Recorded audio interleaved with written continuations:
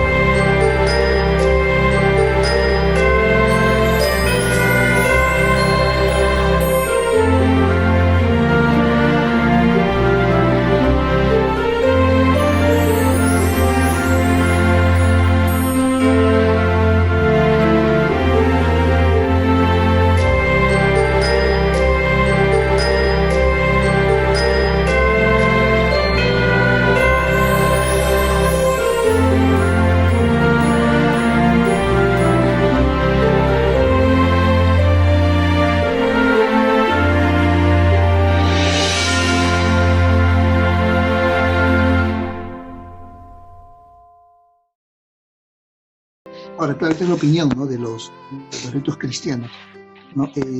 Tanto de los últimos días no compartimos. Y para ello quisiera leer una cita de Elder McConkie sobre este tema, ¿no? Dice: la suposición de que eran miembros de la secta religiosa apóstata de los magos de Persia es probablemente falsa. Más bien parece que fueron verdaderos profetas o personas justas, como Simeón, Ana y los pastores, a quienes la deidad reveló que el Mesías prometido había nacido entre los hombres. Es evidente que se encontraban en posesión de antiguas profecías acerca de la aparición de una nueva estrella en su nacimiento. Esta es la opinión de Elder McConkie, ¿no?, en su comentario doctrinal del Nuevo Testamento, el tomo 1, página 103. Ahora, por otra parte, también en cuanto a una publicación oficial de la Iglesia que tenemos, bueno, no es una declaración oficial, solamente es un comentario, ¿no?, que está en la Biblia, la versión de la Biblia en inglés que usan los miembros de la Iglesia, la versión de Rey Santiago, publicado por la Iglesia, donde en la parte final tiene un diccionario bíblico, ¿no?, donde en una de las entradas de Weisman, que es Hombres Sabios, no se traducido al español como Hombres Sabios, dice lo siguiente: Mateo 2, 1-12 establece que hombres sabios, ¿cuántos? No se registra, guiados por una nueva estrella, llegaron a Belén para adorar a Jesús en algún momento después de su nacimiento. ¿Quiénes eran estos hombres? No se nos dice, pero es cierto que no fueron hombres comunes, que ellos tuvieron el privilegio de ir en la búsqueda del Hijo de Dios, de llevarle regalos, y que tuvieran conocimientos y sensibilidad espiritual, sugiere que en realidad fueron profetas en una misión divina. La costumbre de identificarlos como astrólogos es una burda tergiversación. Eran evidentemente hombres santos de una tierra al este de Palestina. Esta es en la entrada de la Biblia de inglés de la iglesia, ¿no? En la entrada de hombres sabios. Ahora, también si buscamos en la misma Biblia, en el diccionario, la palabra magi, que es de mago, dice lo siguiente, ¿no? Con esto termino. Su identificación no es dada a conocer en las Escrituras, pero sí es claro que fueron hombres enviados en una misión como testigos de la presencia del Hijo de Dios en la tierra. Su capacidad espiritual es evidente. Ellos pudieron ver la estrella cuando otros no. Conocían su significado y trajeron regalos al pequeño niño. Y Dios les advirtió en un sueño regresar a su hogar por una ruta segura. Su conocimiento era preciso y exacto. Parece probable que fueran representantes de una rama de la casa del Señor, de un pueblo en algún lugar al este de Palestina, que habían llegado conducidos por el Espíritu hasta el Hijo de Dios, y que han vuelto a sus pueblos para dar testimonio de que el rey Emmanuel, en efecto, había nacido en la carne. No se nos dice cuántos sabios fueron, pero por lo general la tradición habla de 3, por los 3 regalos, oro, mirra e incienso. Si actuaron en calidad de testigos, tendrían por necesidad que haber sido 2 o 3. Entonces me parece interesante, ¿no? Como repito, no es una declaración oficial de la Iglesia, es un punto de vista, un comentario, ¿no? De las Escrituras, que me parece interesante poder compartir con ustedes, ¿no? Bien, ahora lo dejo, Claro. me parece que es el turno ahora de Javier. A mí me estabas comentando de lo tuyo. Pues no sé si ustedes les contaron, pero a mí de chiquito me decían que eran 4 Reyes Magos y que uno se había perdido y que solo llegaron 3, Artaban. ¿no? Sí, Pero claro. bueno, a mí me gustaría más igual comentar precisamente sobre los Reyes Magos, que igual no se menciona de Oriente, pero de qué parte de Oriente, y también se refiere que a los sacerdotes persas, ¿no? Que la palabra que se usa en Mateo también se usa para sacerdotes persas. Dice, podríamos suponer que vinieran de la misma Persia.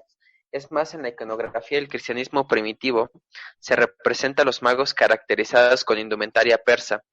Sin embargo, en su labor era la de los científicos dedicados a la astronomía y la astrología.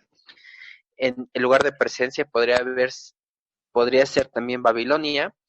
Y bueno, aquí un escritor llamado Justino Mártir escribe ahí por el 160 después de Cristo que estos dones, los que llevaron, eran típicos de Arabia. Y cuando se habla de magos, él escribe unos magos de Arabia. Y esto está en el diálogo con Trifón, que era un judío, ¿no? Que él ahí trataba de convencer. Y igual, ¿no? Los nombres de los Reyes Magos, ¿no? ¿Cuáles son? Y muchos dicen, aparecen por primera vez en un escrito apócrifo cristiano en el siglo IV llamado La Cueva de los Tesoros. Y este está escrito en siraico. Se habla de Hormisda, rey de Persia, Yazdejer, rey de Saba, y Perosat, rey de Arabia, ¿no? Pero la tradición que triunfaría dentro de los cristianos del siglo VI fue la tradición al latín de una crónica griega anónima, recogida del catálogo de las crónicas medievales titulado Excerpta Latina Barbari, perdonen mi latín, no sé latín, donde se denomina a los magos con los nombres de Melchor, Gaspar y Baltasar. Si está en la Ciudad de México, lo va a saltar, ¿no?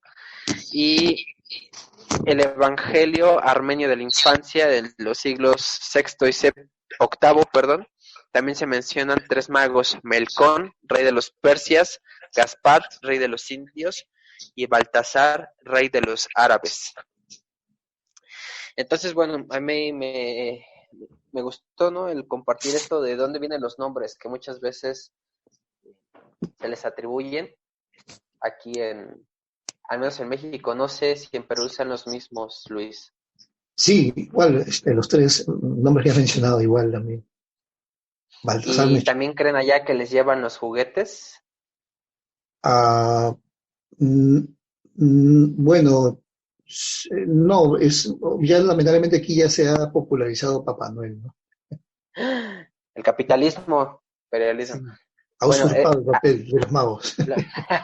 los que no sepan, bueno, al menos aquí en México, no sé en Veracruz, pero en la mayor parte de México, a excepción del norte, porque igual ya es mucho Santa Claus. Es más fuerte la tradición de los Reyes Magos, aquí en Veracruz. Exacto, ¿no? Ok. Pues aquí en la Ciudad de México igual, ¿no? Para los que no sepan, el 25 se celebra, pero pues ya últimamente también hay mucha auge de Santa Claus, pero en realidad los que traen los juguetes son los Reyes Magos, ¿no? A los niños. Igual A en excepción, Europa, ¿no? En España creo que es igual, ¿no? sí, así es, así. No, en A algunas partes de excepción, sí. Europa es el niño Jesús el que trae los regalos. Ah, sí. A eso iba. Sí. En Guadalajara es lo mismo. Cuando yo llegué, bueno, yo serví en Guadalajara, para los que no sepan, cuando llegué, sí, ¿qué niño, qué juguete le vas a pedir al niño Dios? Y yo, ¿qué? Le dije, pues si le trajeron los regalos a Jesús, ¿no? Jesús trajo los regalos. Pero bueno, ¿no? Variantes de la tradición. Sí. Y, Pues, ¿tú, Juan, tienes algo sobre eh, los reyes? sí, mira, yo tengo una posición que va en el mismo sentido que comentaba Luis. Algunos eruditos bíblicos consideran que los magos que fueron a dejar sus presentes a Jesús podían haber pertenecido al clan de los recabitas. Los recabitas en tiempos del rey Jehú fueron los que se opusieron a la adoración de Baal y se les consideraba como los seguidores de los profetas. Ellos se caracterizaban por ser sedentarios y porque asociaban la vida, digo, por ser no sedentarios y consideraban la vida de la ciudad de Jerusalén en general como una vida que se había corrompido religiosamente. Entonces, en la Biblia está ese personaje de la familia de Recab que se opone al sincretismo patrocinado por la casa de Israel y a sus hijos se les conoce como los hijos de los profetas. Entonces, con base en ello, estos fueron enviados al oriente, al desierto, y ellos esperaban en el futuro que viniera el Mesías. Entonces, algunos eruditos consideran que parte de estos israelitas fieles que representaban no a la casa de Judá, sino a los de Israel, que hubieran llevado sus presentes al niño Jesús como una manera de reconocer que no solamente la casa de Judá iba a ser bendecida por ellos, sino también la casa de Israel. Entonces, Interesante. entonces hay alguna literatura en cuanto a esto, los primeros padres de la iglesia, como Jerónimo o como Gregorio de Nisancio, consideraban esa postura. Ellos se consideraban como un pueblo que esperaba al Mesías, que esperaba que se volviera a restablecer la alianza y los convenios del templo, y habían sido asociados a los hijos de los profetas, que son los que siguieron a Elías. Entonces, por ahí vendría la idea. Muy bien. Interesante. Sí. ¿Algo más, Javier? De los Reyes Magos, no. De los Reyes Creo que Magos. querías tocar otro tema también, creo, ¿no? De la fecha de nacimiento. Sí, yo creo que es importante adelante, y algo que siempre nos dicen, ¿no? Y espero no herir sensibilidades, ¿no?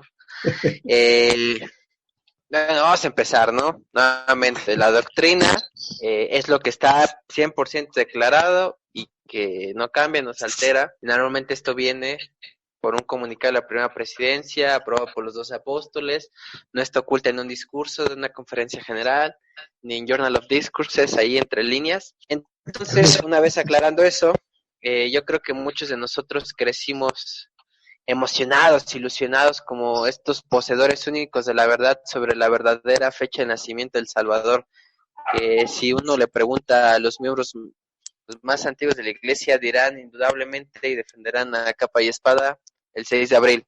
Esto viene por una mala interpretación hecha de Doctrina y Convenios 20, el versículo 1, cuando habla de la fecha en la que el Salvador iba, más bien, pero dice, hoy siendo, bla, bla, 6 de abril, cumpliéndose tantos años de la venida de nuestro Salvador al mundo, ¿no? Y si no me equivoco, el primero que lo menciona es Orson Pratt, seguido, pero el que lo populariza es James E. Talmage en Jesús el Cristo, al afirmar que era parte de la revelación, y decir que, y de ahí se toma, ¿no? Y de ahí varios profetas modernos lo mencionan en conferencias generales.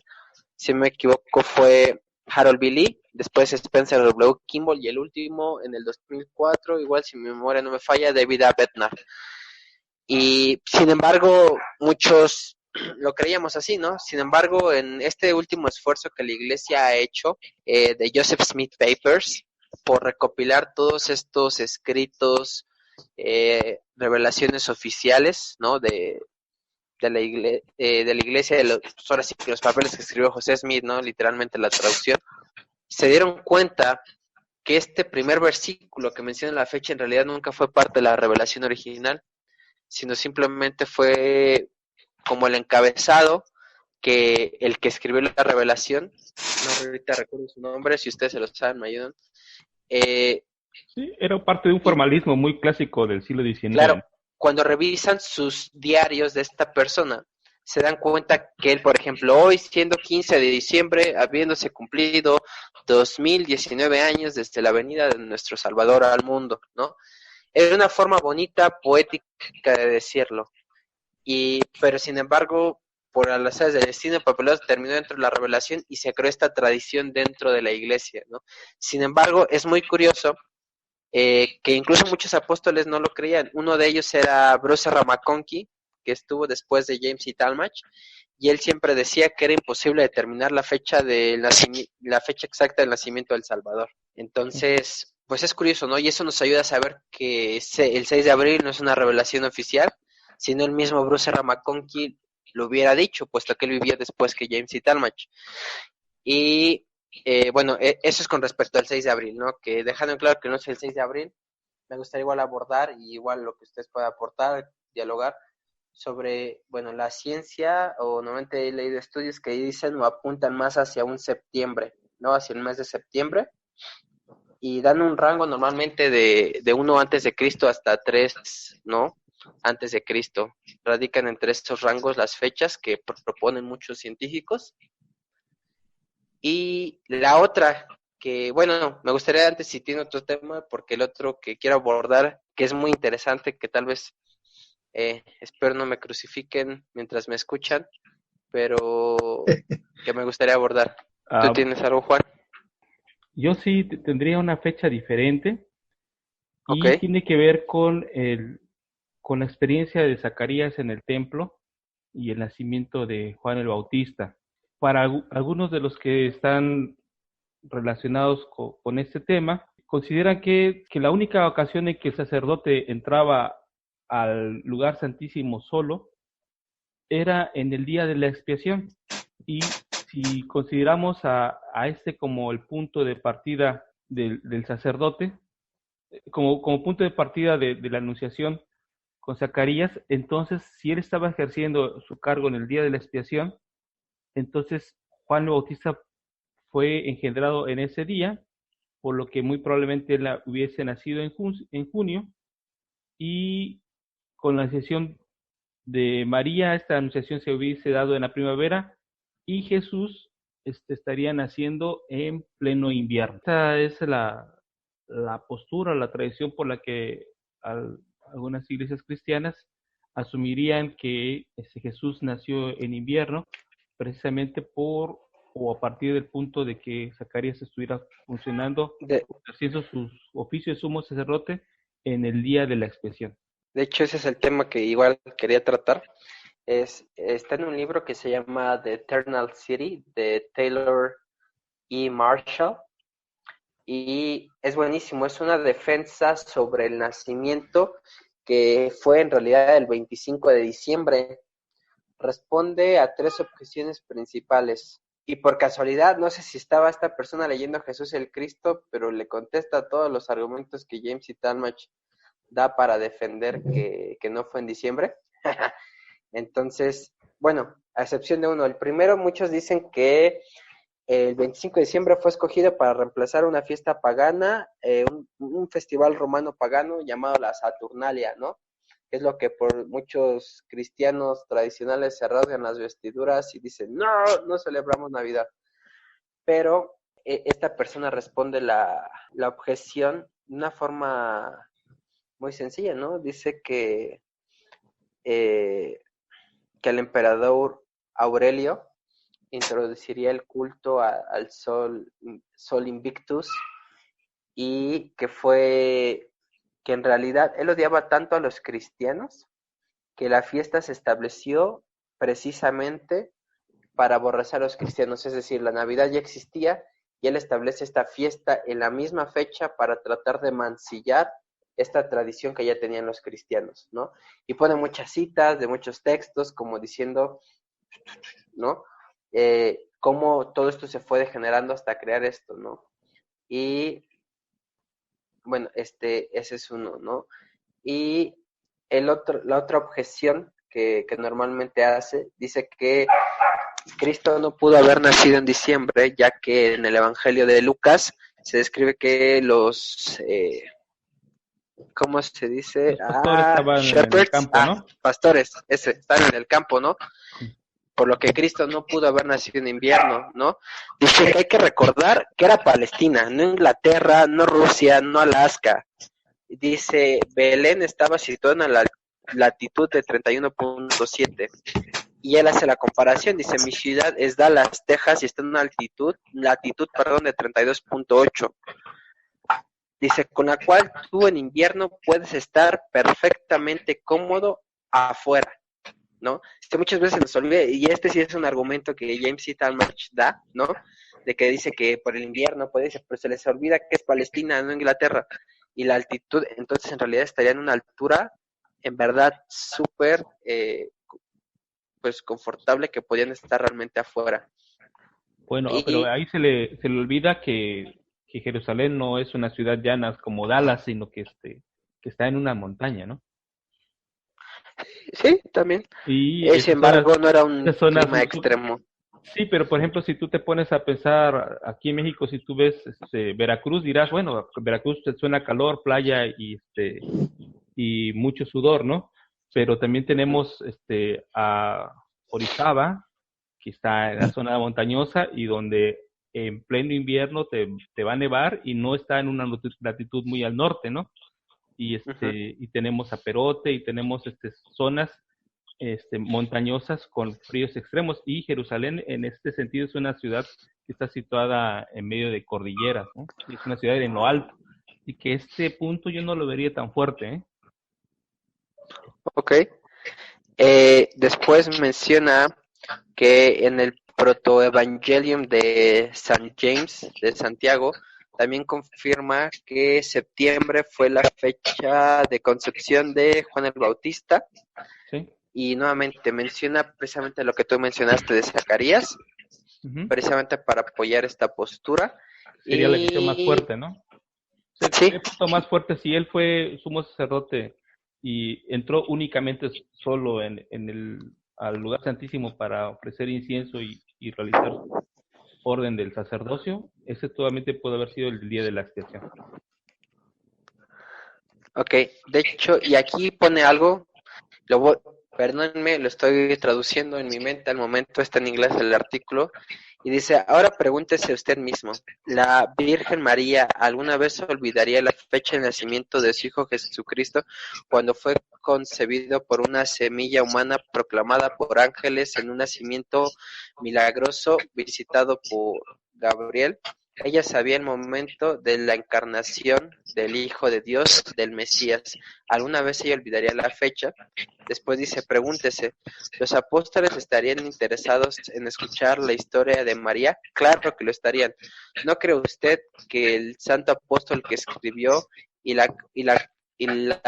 verbo fue hecho carne no estaba interesado en los detalles de su nacimiento? Aun cuando habló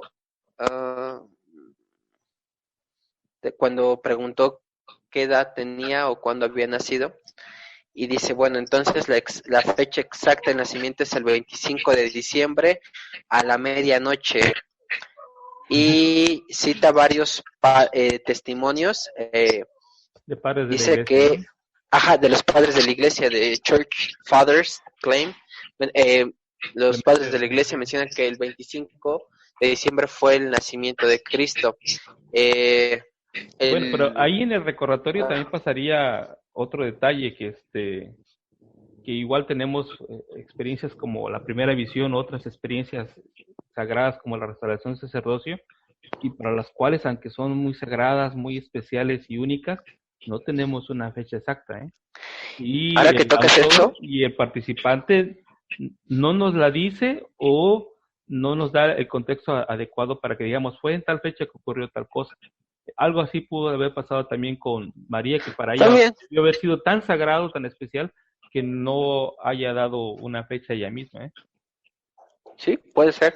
De hecho, ahora que lo mencionas, el otro día estaba viendo, no sé cómo, en YouTube, en la madrugada, cuando de repente empiezas viendo algo y te lleva a otra cosa, encontré un documental, no sé qué tan verídico sea, no me puse a verificar, pero plantea precisamente, trata de descubrir la fecha de la primera visión, ¿no? Bueno, ahí citan a Bruce R. McConkie, donde creo él propone que era un 6 de abril, pero Ah, ellos sí, en para base él a todo es el datos 6 de abril. pero en base a Datos usan datos meteorológicos, pudo haber meteorológicos. sido, ¿no? Ajá, dicen que no puede haber sido porque no era una Fue un mañana. día oscuro ese día, no estuvo muy nublado el 6 de abril como para ver si... Exacto, exacto, precisamente es lo que habla como documental y empieza a proponer una fecha. Les mentiría, no les puedo decir la fecha final porque no lo acabé de ver. Prometo después hablar de ello. Pero sí, ¿no? Habla bueno, en este artículo, habla de muchas citas que dan de los primeros padres del cristianismo, de San Agustín, que celebraron el 25 el nacimiento de Cristo, y así, ¿no? Que se va pasando la tradición. Y me gustó mucho, me llamó mucho la atención, ¿no? Dice, yes, Christ was really born on December 25. Here is a defense of the traditional date for Christmas. Y me gustó, ¿no? Que una defensa a la fecha tradicional de la Navidad. Y pues sí, nada más quería comentar eso, que me llamó mucho la atención, que muchas veces como santo los últimos días decimos, no nació el 25 de diciembre, pero celebramos la Navidad, ¿no? Pues en realidad tampoco tal vez Nos sabemos si unimos al nació mundo este día. cristiano. Sí, nos unimos al mundo cristiano en esta celebración. Sí, nos unimos al mundo cristiano y tal vez sí, al final de cuentas, no importa la fecha en la que nació, sino por qué vino y que nació. Yo creo que es lo más importante, pero sin embargo, pues espero que los que nos escuchan hayan podido salir un poco enriquecidos, que pues no hay doctrina oficial nuevamente, no hay doctrina oficial en cuanto a la fecha del nacimiento, que un profeta o apóstol lo haya mencionado, solo menciona y corrobora que pues que somos humanos, que nos equivocamos y que pues, todos cometemos errores. Bien. Bien, o sea, ahora pasaríamos a dar el tiempo ahora. Creo que acabaste, Javier, o querías agregar algo más, perdón. Sí, no, por mí Sí, es todo. ok. Entonces ahora le damos el tiempo a Juan y va a exponer otro tema que relacionado con la Navidad. Adelante, Juan. Bien, bueno, generalmente nuestra imagen de la Navidad está acompañada por la cena tradicional de los villancicos. En algunos casos ponemos un nacimiento de nuestro árbol de Navidad con sus pastores, con María, con su buey, con su asno, y a veces ponemos a los Reyes Magos ahí mismo también en el nacimiento, y ponemos angelitos. Sin embargo, en la época en que Jesús va a nacer, para los judíos de esa Palestina del primer siglo, su mundo estaba moldeado por el templo. Les comentaba entonces que dentro de los rituales del templo en el día de la expiación, lo que se representaba era el nacimiento del rey como hijo de Dios y que de esa manera traía el restablecimiento de todas las cosas. Entonces el templo vendría a representar al jardín de Edén y el rey al sumo sacerdote según el orden de Melquisedec, quien en ese momento bendecía al pueblo y les participaba del don divino. Y a diferencia de lo que nosotros pensamos, los israelitas sí tenían muy medido el tiempo en que debería de aparecer el Mesías y de las señales que habría en su medida.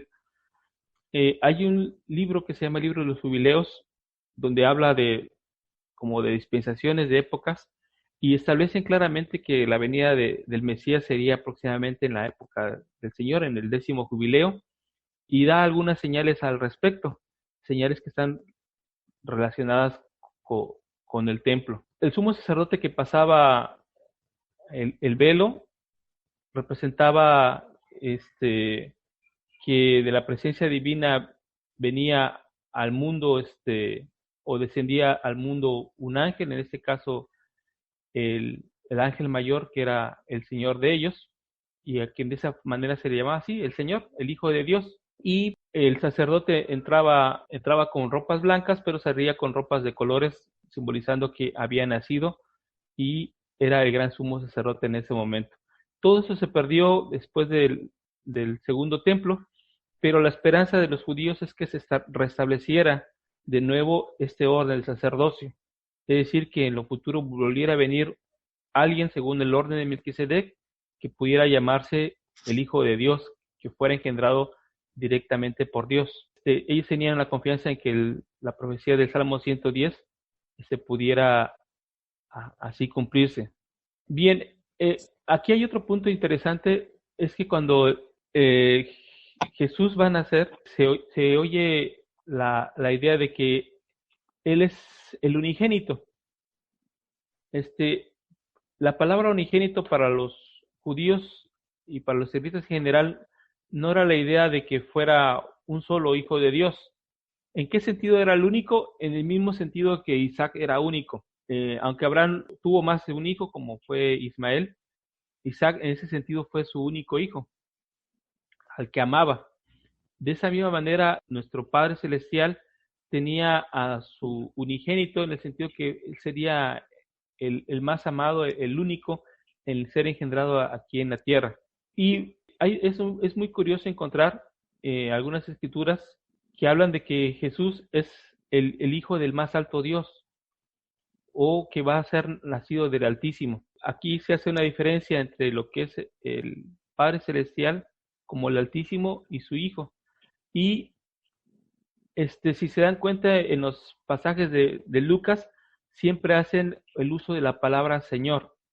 Ahí donde vemos la palabra Señor, es la palabra que vino a sustituir a Yahvé. Entonces tenemos a un Dios altísimo y al Señor, que se asocia con el nombre de Jesús, que en este caso sería Yahvé. Entonces por eso Juan y Pablo pudieron llegar a decir que quienes lo reciban tienen la oportunidad de convertirse en hijos de Dios, como los demás ángeles, y llegar a ser uno con Dios, en ese sentido de llegar a ser uno con Jesucristo. ¿Qué otros simbolismos encontramos del templo aquí? En el templo de Jerusalén, el primer templo, el Hijo no solamente era engendrado por el Padre, sino también por una Madre Divina. Y esa Madre Divina va a tener su figura en una figura como es la de María, en una figura terrenal, inmortal, pero en el templo tenía también su representación como una Madre Divina y pura. Y en las escrituras del Antiguo Testamento se le va a conocer como la hija de Sión o la Virgen de Sión. Esto con la idea de recordar que tenía que ser pura y perfecta para poder engendrar al Hijo del Padre Celestial. Entonces, para los judíos de aquel tiempo no solamente había una madre terrestre que iba a tener el Salvador, sino que él tenía una madre divina que estaban por encima de todas las demás y que su nombre era representado como la hija de Sión, o bien en otros casos como la señora o la señora del templo. Entonces, este relato es muy común en las citas que se hacen de Zacarías y las profecías que encontramos al final también en el Antiguo Testamento y Miqueas, que hablan precisamente de esto.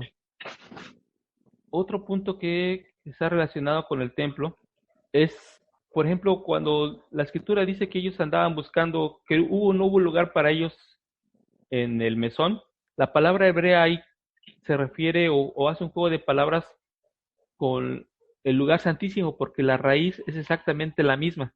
Es decir, Jesús debió haber nacido en el lugar santísimo del templo, pero no se halló lugar para él en ese lugar y tuvo que nacer en otra parte.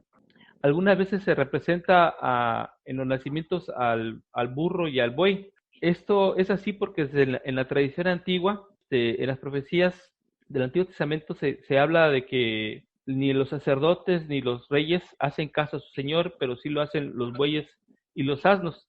La palabra para buey y asno y para sacerdote y rey son palabras muy similares.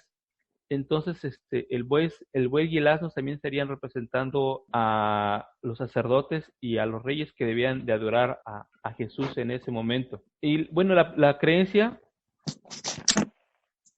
y la parte más importante que encontramos, por ejemplo, en Lucas, es que fue reconocido a Jesús como el Señor Cristo.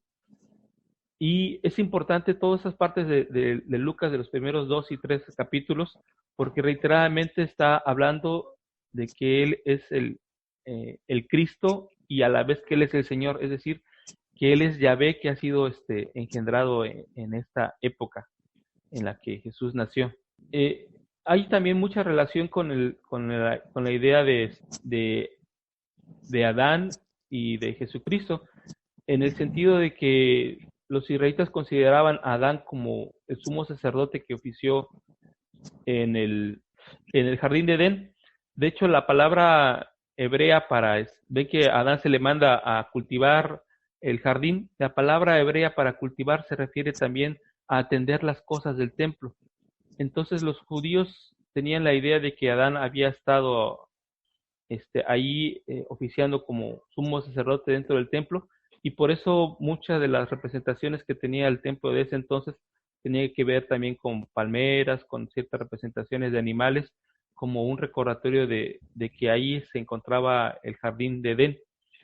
Y una de las formas en que se relata la creación, no en Génesis, sino en Job, es que en lugar de empezar con el principio que Dios dio los cielos y la tierra, Job nos cuenta un relato de la creación, donde empiezan con el cántico de los ángeles, y donde el Señor le va mostrando que primero los ángeles alabaron y dieron gracias y se regocijaron por la creación de la tierra. Y esa idea es muy semejante al canto de los ángeles que aparecen a los pastores, de tal manera que no solamente están anunciando que viene el Mesías, sino que están anunciando que va a haber una nueva creación que viene a través de este nacimiento del Mesías. Sobre el censo, pues muy probablemente el censo no haya sido un solo censo, sino que haya sido un censo de manera prolongada y que haya concluido hasta la época de Jesús, por lo cual en ese sentido no podemos saber exactamente cuándo inició y cuándo finalizó el censo, pero fue seguro que fue una orden que vino de Roma, que pudo haber iniciado con César, pero pudo haber sido continuado por otros emperadores durante ese tiempo. Y bueno, finalmente Jesús va a ser vestido con una ropa especial. Es particularmente interesante que a los pastores se les anuncia que van a hallar al niño en un pesebre y que va a estar envuelto con una ropa. Bueno, cualquiera podría tener una ropa, pero en este caso ellos van a reconocer que él va a tener una ropa especial que le reconocen como el Hijo de Dios. Y finalmente recalcar que incluso las tradiciones de los rollos de Qumran y otras tradiciones hebreas así son en ese sentido particularmente paralelas a la tradición de los nefitas, de que sí tenían un tiempo y una época en que el Señor aparecería, y que no había duda que cuando Jesús nació se estaba esperando que Él viniera, esperaban que naciera en el templo, y lo que ocurrió que fue el esperado en el lugar inesperado, lo que ocurrió. Pero Jesús cumple todas las profecías que ellos habían tenido de que aparecería el Salvador en ese momento para iniciar una nueva vida, una nueva oportunidad para cada uno de nosotros. Entonces, la medida que nosotros podamos relacionar al templo con el nacimiento de Jesús, tenemos la oportunidad de comprender algunos puntos que a veces se nos van, se nos pasan por alto. Bueno, ese sería mi comentario. Ok, muchas gracias, Juan, por tu participación, muy interesante. Bien, creo que ya estamos por finalizar este podcast especial sobre Navidad. Antes de ir, me gustaría que cada uno de nosotros, empezando por Javier, luego Juan y yo terminaré, a una última reflexión sobre, no tanto desde el punto de vista doctrinal, sino desde el punto de vista de la bendición, ¿no? De este gran bendición de la venida del Salvador aquí a la tierra. Empezamos con Javier, por favor. Pues a mí me encanta la Navidad. Yo creo que una de las evidencias más grandes que tenemos es el espíritu que se puede sentir, ¿no? Que muchas veces llamamos el espíritu de la Navidad. Yo creo que no es otra cosa más que el espíritu de Cristo, que podemos sentir ese deseo, ¿no? De la gente, de hacer lo bueno. Vemos en las redes sociales que la gente hace estas obras de caridad, de todo. Yo creo que es una oportunidad muy, muy importante y recuerda el nacimiento de nuestro Salvador, que en realidad ocurrió, que es un hecho, que no es algo ficticio, que no es algo aleatorio, sino como dijo Juan, fue algo que cumplió muchas profecías que ya estaban, que mucha gente ya lo estaba esperando. Y el saber del nacimiento del Salvador nos permite recordarlo, ¿no? Y a mí me gustaría que nos fuéramos con la pregunta, ¿no? Que tal vez hacen los Reyes Magos o, bueno, más bien, la semejanza a nosotros como los Reyes Magos, ¿no? ¿Qué es lo que nosotros le vamos a dar al Salvador esta Navidad? Y creo que lo único que Él no posee, que vimos el podcast pasado, es nuestro albedrío, nuestra libertad. Yo creo que lo único tal vez virtuoso que le podemos ofrecer es nuestra obediencia a sus mandamientos, ¿no? Entonces, se me gustaría que todos podamos llevar eso, ¿no? ¿Qué le voy a regalar yo al Salvador en esta Navidad? Por mí sería todo. Muy bien, gracias, Javier. Juan. Bueno, yo sí quiero decir que es importante que podamos reconocer que Jesucristo cumplió las profecías que prometían traer un Salvador al mundo, que es la promesa que el Señor mismo dio a Adán desde el principio, y que toda la narrativa bíblica apunta a este primer momento como parte sagrada y finalmente al momento en que Él muere y resucita como parte culminante de esta gran obra. Que este espíritu de la Navidad debe de permanecer en nosotros como un deseo de servir siempre a nuestro prójimo, de saber que allá afuera de nuestras casas hay quienes padecen de una u otra manera y que nosotros como sacerdotes de Dios estamos llamados a ministrar a esas personas, no solamente con palabras de aliento, sino como dice Jesús, dar de comer al hambriento, vestir al menesteroso, alojar a aquellos que son forasteros o visitar a aquellos que están en aflicciones en la cama o en la cárcel. Y ese es el verdadero sentido del discipulado y de demostrar que nosotros amamos a Jesucristo. La Navidad es un momento muy especial para cada uno de nosotros, especial también para mi familia, y es un momento en que podemos expresar aquellos momentos de alegría con mayor intensidad, y también es un momento para aprender a perdonar, para poder acercarnos a aquellos familiares a los que por alguna causa hayamos ofendido o por algún acto de nosotros hayamos alejado, y es un momento también para traerlos de vuelta a disfrutar de las bendiciones que nos da el Evangelio restaurado. Y yo me siento contento en este momento de compartir con ustedes y hablar de algo tan especial como es la Navidad. Gracias. Muy bien, gracias, Juan. Y me uno a los dos compañeros, ¿no? Acerca de esta hermosa época de la Navidad, ¿no? Como bien dice Javier, ¿no? Siente un espíritu muy especial realmente, ¿no? Es como lo que sentimos los días domingos, ¿no? Pero durante todos estos días se siente casi algo muy similar.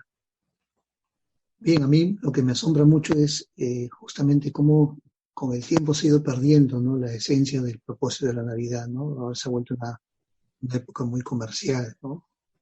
Muy materialista. Y como bien dijo Javier, más pensamos en qué, no sé, qué se nos va a regalar, ¿no? ¿Qué nos van a regalar? Y algo que a mí me hizo reflexionar mucho algunos años atrás es cuando puse a pensar acerca de cómo se demuestra el amor, ¿no? Y el ejemplo más grande de todos es, por ejemplo, en el punto de vista terrenal, es el amor de una madre, ¿no?